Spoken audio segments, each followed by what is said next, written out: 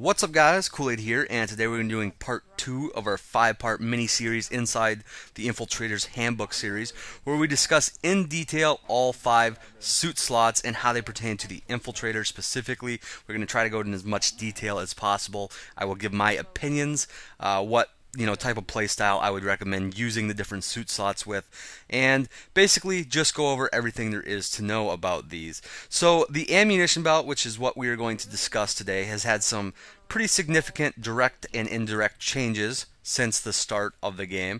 First of all, it's had its cert values lowered. It's now only going to cost you 1 cert to pick up the first tier, 10 for the second tier, 100 for the third tier, and then the fourth tier is going to take a really significant jump up to 1,000 certification points. Now, I'll let you know that in all these clips you're going to be watching, I do have 3 tiers of ammunition belt. I do not have that 4th tier purchased yet. It's one of the very few things I do not actually have purchased for the Infiltrator.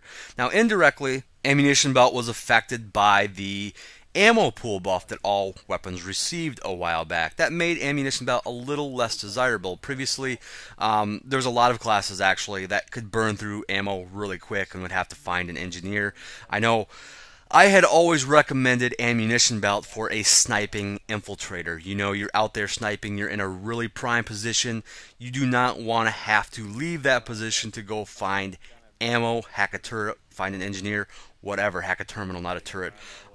Another reason why I always liked ammunition belt for sniping infiltrators is because you do have to rely on your pistol quite often as a sniper.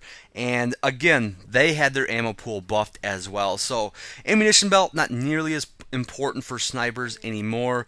Still a viable option if you do just want to find that perfect spot and sit there as long as possible. Maybe if you are interested in really long range sniping, the ammunition belt does come into play a little bit more. However, it's not nearly as important as it once was for sniping infiltrators. Now, the same way my mind has changed about ammunition belt for the sniping infiltrator, I have had a slight change of heart for the more close quarters infiltrating type infiltrator as well. Previously, I had pretty much suggested to stay away from ammunition belt if you're using an SMG, if you're going to be behind enemy lines. And the reason was you're going to have access to a lot of enemy terminals, so you can resupply yourself. You're going to have access to friendly and enemy engineers as well, so for their ammo packs, of course.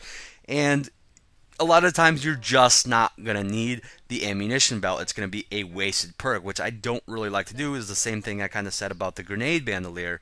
However, as an infiltrator, you're often going to find yourself in situations where you're out in the middle of nowhere. Maybe there's a parked enemy sunder, just in random spots where you're not going to have access to any enemy terminal. You're not going to be by any friendly engineers. You're not going to find an enemy ammo pack lying around. And, you're out there racking up kills and you run out of ammo in your primary weapon. That is a big downer. You have to switch to your pistol. You might still get a few kills after that, but it's not going to be nearly as easy as if you were to have them 3 or 4 extra magazines for your primary weapon. So one thing I have noticed since playing around with ammunition belt is that my kill streaks have increased greatly. And that makes perfect sense. You double your ammunition pool.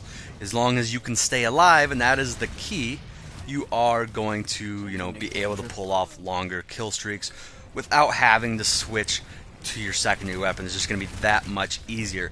Now, one thing I have noticed is that I have also been using medical kits or med packs, whatever you want to call them, with this loadout. I kind of call it my kill streak loadout, and they work great synergy together. Obviously, the med packs are going to help you stay alive longer, which is going to help you make full use out of that ammunition belt, and the combo of the two really can add up to some great kill streaks. So to kind of wrap this up and give my final recommendation, if you find yourself fighting often in an area where you're not around any terminals, maybe if you're a solo player, ammunition belt's going to come in a little more handy for you. Switch to ammunition belt. it works great if you find yourself going on a lot of long kill streaks. Now, if you're fighting in a more congested area where you're going to be dying a lot more often, the ammunition belt's not going to help you at all. That's when it's time to maybe throw on your Nano Eve or Flak or Advanced Shield Capacitor. I also would not recommend this to new players or new infiltrators, again, because you're probably not going to be going on as many long kill streaks where you're going to take advantage of that extra ammunition. So, in short, if you find yourself going on a lot of long kill streaks, ammunition belt is definitely going to benefit you. If you do not find yourself going on a lot of long kill streaks, then there's really no reason to use ammunition belt. I know I'm going to have multiple loadouts myself. I will be switching to it from time to time. And like I said, the med pack works great synergy with it. So that's all I have. As always, guys, thanks for watching, and I will talk to y'all later.